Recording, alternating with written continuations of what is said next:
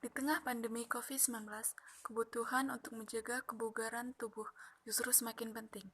Terlebih lagi ketika orang cenderung hanya duduk diam di rumah. Untuk melakukan seluruh kegiatan, olahraga di rumah jadi solusinya. Jadi, saya akan mencontohkan beberapa olahraga yang sederhana saat di rumah.